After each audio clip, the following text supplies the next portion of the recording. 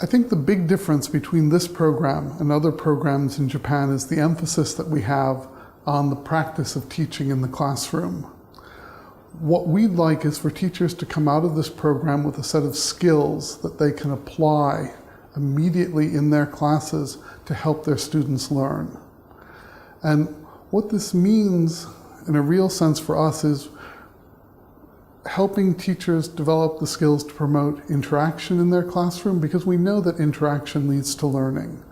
Helping teachers be able to effectively evaluate how their students are learning, to be able to know that what they're doing is effective.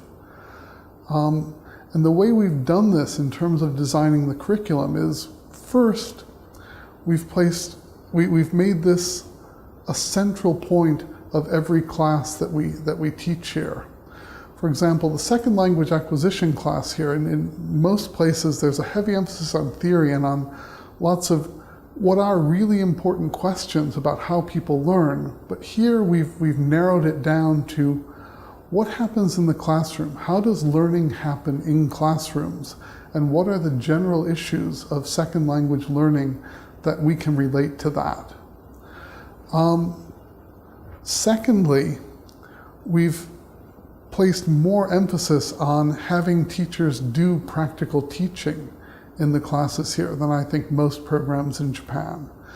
Teachers here are required to take 2 semester-long practicum courses that are actually focused on what do you do in the classroom. And on top of that, we offer a wide range of very specifically focused workshop classes. These are short, intensive classes that are focused on one particular aspect of teaching and learning in the classroom.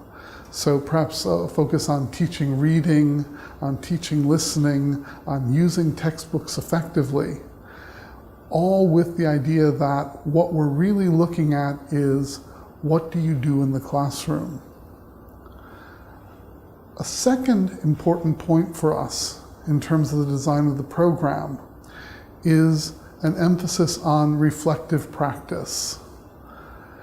We think that it's essential that teachers should be thinking about what they're doing, that the way teachers learn to teach better is not by mechanically copying a set of techniques, but by learning how to observe their own practice and to reflect on it, to think about it in order to improve what they do.